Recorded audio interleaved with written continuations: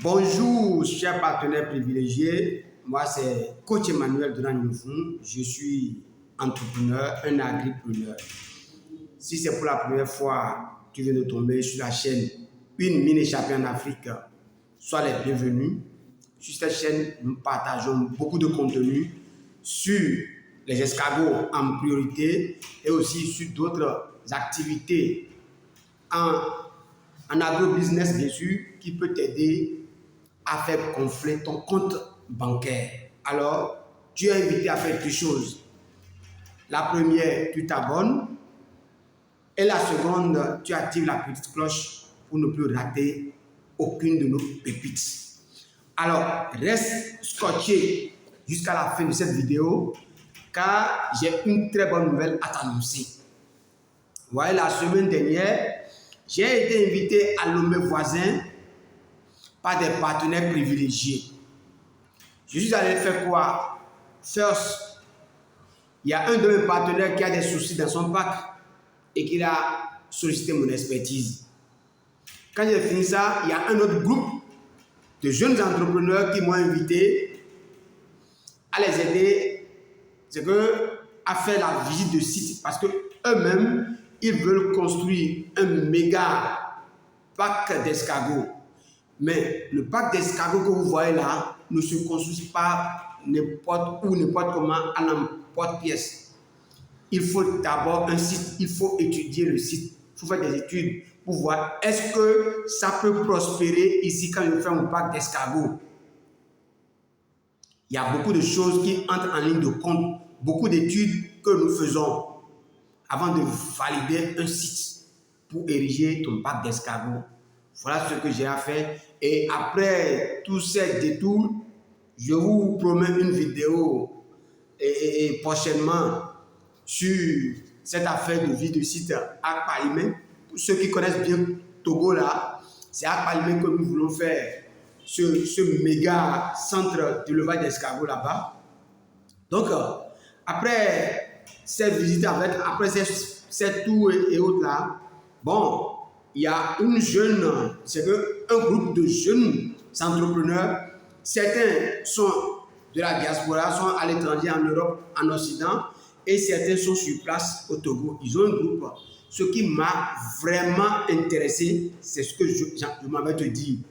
Assois-toi correctement, écoute très bien. Lorsqu'on trouve quelque chose qui est bon chez le voisin, il faut copier et l'implémenter chez soi. Raison pour laquelle j'ai voulu partager cette vidéo avec ma communauté, sinon je l'aurais gardé seul.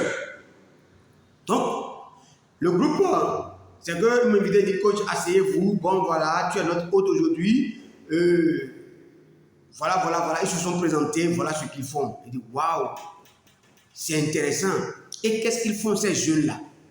De jeunes Togolais. Dans l'équipe, il y a plusieurs types de performances dedans. Il y a des financiers, il y a des agronomes, il y a des marketeurs, il y a un peu de tout. Un peu de tout, c'est un groupe vraiment équilibré. Et qu'est-ce qu'ils font? Ils se cotisent, c'est-à-dire chaque année, ça dépend des programmes qu'ils ont. Ils se disent, bon, chacun peut-être amène $5 000. C'est la caution de cette année-là, ou bien c'est $2 000, ça dépend de leur programme. Et eux, ils vont cotiser. En retour, qu'est-ce qu'ils font? Ils vont aider les jeunes Togolais qui ont de bons projets, des projets qui peuvent vraiment réussir. Parce qu'ils ont un siège et les jeunes leur font parvenir leur projet sous pli fermé, bien fait. Et ils prennent le temps d'étudier, de checker. Ils se déplacent même de façon inopinée sur les lieux pour aller vérifier la vérité des faits avant de faire quoi? De passer au financement de ces projets-là. Des jeunes qui s'associent, qui se cotisent de l'argent pour financer d'autres jeunes. Vraiment, c'est merveilleux. C'est vraiment merveilleux, c'est intéressant. À la base, l'idée même à la base d'aider les jeunes à se lever là, c'est louable. Si les gens pensent qu'en Afrique, il n'y a pas la solidarité, les gens se trompent. Il y a bel et bien la solidarité. Ce n'est pas seulement l'Europe qui a la solidarité était d'abord africaine. Mais l'Europe a essayé de détruire notre solidarité et en a procuré. Parce que c'est que la solidarité, c'est une arme très très puissante. C'est une arme très très puissante. Une civilisation solidaire ou un peuple solidaire, il est difficile de les avoir. Voilà pourquoi l'Europe use toujours la politique de diviser pour régner. Ça là, c'est une autre parenthèse, je ferme ça automatiquement. Donc ce que j'ai vu là-bas, ça m'a vraiment intéressé. J'étais ébahi. C'est que mon étonnement était grand. Oui. Oui, vraiment. Parce qu'aujourd'hui, la banque et ses corollaires ne facilitent pas l'émergence des startups. Les jeunes, ils ont des ambitions, ils ont besoin de l'argent pour vraiment éclore. Mais ils n'ont trouvé nulle part, mais c'est un creuset pour aider la jeunesse africaine, emprunter la jeunesse togolaise. J'ai aimé. Maintenant, ils m'ont dit, je leur ai posé la question, sur quelle base vous financez cela? Ils disent qu'ils ne financent pas tous les projets que les jeunes leur amènent. Mais le projet qu'eux jugent que c'est vraiment magnifique, que c'est bon là, c'est ça, eux, ils financent. Ils disent, c'est très bien. Maintenant, avant de financer là, c'est quoi les clauses? Est-ce qu'au moins, ceux que vous financez, ils ont une garantie? Ils ont dit non, ils n'ont pas de garantie. Les amis, j'ai failli tomber à la renverse quand ils m'ont dit que, coach, nous ne prenons pas de garantie. Je dis, j'ai failli tomber de ma chaise. Ce n'est pas possible. Ils ne peuvent pas financer des jeunes sans prendre de garantie. Autrement dit, c'est que ces jeunes-là vont les couler, ils vont couler l'équipe. Je vous assure. Je sais de quoi je parle. J'ai été victime. C'est pourquoi c'est que sans complaisance sur ce point-là, je leur ai dit, mes amis, c'est une erreur. Tout ce que vous avez déjà fait comme financement à ces jeunes-là, c'est du poisson jeté par la fenêtre. C'est de l'argent jeté par la fenêtre. Ce n'est pas évident que vous l'aurez. C'est sincère. Le taux de non-recoupement que vous aurez va dépasser 60%. Je vous assure. Ou bien c'est un don que vous avez fait, ils ont dit que non, ils n'ont pas fait de don. C'est un prêt et ils vont rembourser. C'est que chaque mois, il y a des versements à faire pour rembourser. Des fois sur 10 mois, des fois sur 15 mois, des fois sur 18 mois, des fois sur 20 mois. Je dis, tout ça là, c'est beau. Mais là où le bas blesse, là où vous aurez des difficultés, c'est que vous n'ayez pas la garantie. Je dis, rapidement, je leur ai raconté mes aventures dans ma première entreprise. Ils ont dit, ils ont commencé par se regarder là. Et pas fini là, ils ont dit, coach, tu es plus que visionnaire. Actuellement, nous avons un problème où on a financé un jeune. À peine il a payé 2 versements et il a disparu. Il a disparu. J'ai dit, mais c'est ça. Moi-même, j'ai déjà fait cette erreur. Mon erreur, c'était quoi? Quelle est mon erreur? Je vous explique ça rapidement. Et après, c'est un business qui doit cantonner dans toutes les capitales africaines. Je vous promets ça la prochaine fois. Un business dans lequel je faisais en Afrique au Bénin ici jusqu'à 5 000 € par jour. 5 000 € par jour en Afrique au Bénin. Je faisais ça dans ce business-là.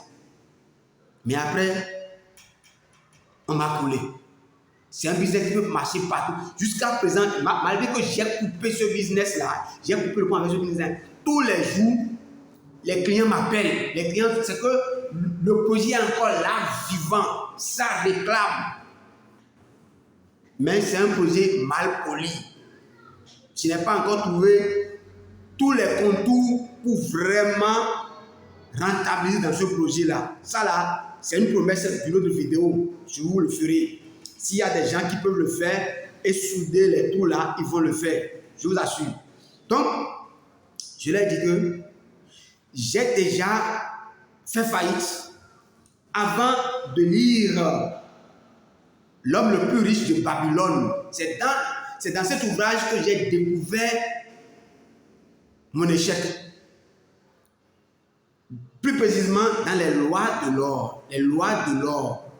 Dans l'homme le plus riche du Babylone, le gars était un prêteur d'or. Mais avant de prêter de l'or à n'importe qui là, il exige la garantie. Et une garantie qui dépasse même ce que le monsieur veut prendre. Et c'est sur cette doctrine que la banque est assise. La banque a raison pour exiger de n'importe qui la garantie. Parce que l'argent que la banque utilise là, ce n'est pas son argent propre. C'est l'argent des contribuables qui ont déposé leur argent là. Donc avant de te passer ça, c'est que on doit exiger une garantie. S'il n'y a pas de garantie et que vous faites des prêts là, dites-vous que c'est un don que vous avez fait. Parce que c'est la garantie qui dépasse largement le prix. Le prêt qu'il a fait là, c'est ça qui va l'obliger à vite rembourser au risque de ne pas perdre sa garantie. Mais si vous faites ça sans garantie là, c'est fini. Mon objectif c'était quoi? C'est de prendre en charge les laissés pour compte par la banque, c'est-à-dire ceux que la banque ne finançait pas. Je me suis dit, moi je vais prendre ça en charge parce que le besoin était là, ils n'ont pas d'argent, ils n'ont pas de garantie, tout ça là, et j'ai commencé par les financer sans garantie. Ça a été vraiment de l'eau de mer à boire. Donc c'est ce que j'ai dit aux gars, il dit arrêtez ça immédiatement. Au pire des cas, prenez vos sous et allez investir ça dans une autre entreprise et que ça va vous générer des profits. Au lieu de jeter l'argent par la fenêtre, l'idée est bonne, mais si vous ne trouvez pas une autre façon pour exiger de ces jeunes, la garantie là, c'est fini. Hein. Quand quelqu'un vient de prendre et il ne paye pas là, de bouche à oreille, il va communiquer à tous les autres. Je vous assure, de bouche à oreille, c'est plus efficace. Quand moi j'ai pris là, je n'ai pas payé, après j'ai payé 2, mais ils ne m'ont rien fait. Il sait qu'il m'appelle, des fois je prends, des fois je ne prends pas. L'autre aussi, il va commencer par faire ça, et ainsi de suite. Et d'ici là, c'est fini. Hein. Tout votre argent sera éparpillé en l'air et vous n'allez plus trouver ça. Donc, je leur ai demandé d'arrêter ça et de revoir, d'exiger une garantie conséquente. Cette vidéo, c'est que le truc là, ça m'a tellement choqué. Je me suis dit, c'est peut-être quand ça m'est arrivé, je n'ai pas publié, je n'en ai pas parlé que les jeunes ont commencé par faire cette erreur-là. Raison pour laquelle j'ai jugé bon de partager ça avec vous. Les amis, même le vendeur crédit là, si tu veux perdre, si tu veux fermer, si tu veux mettre la clé sous les verrous, fais ton business à crédit, vends tes produits à crédit. C'est le meilleur moyen de fermer. Le crédit tue le business. Le crédit tue le business. Avant de faire le crédit, le gars doit amener une garantie qui dépasse ce qu'il veut prendre. C'est que la peur de perdre son bien mis en garantie là, c'est ça qui va te sauver, tu vas retrouver tes fonds. Voilà tout ce que j'ai à partager avec vous. Merci. Si vous avez aimé, partagez, likez. Si vous voyez que j'ai tort, c'est la démocratie. Dites-moi en commentaire ce que vous pensez par rapport à ça. Mais je vous promets, ma maison battue, le business que j'ai fait, qui peut marcher dans tous les pays africains et qui m'a coulé là, je vais vous dire, je vous dirai les erreurs que j'ai fait dedans. Si vous voulez faire, vous allez connaître ces erreurs. Mais j'ai encore des secrets à partager pour celui qui veut faire ce business là. Je vais dire ce qu'il faut faire. Si vraiment il est intéressé, il va boucher les trous là et paf, il va s'envoler. Je dis bien, je faisais jusqu'à 5 000 € par jour au Bénin dans ce business. Je vous assure. Rendez-vous au sommet.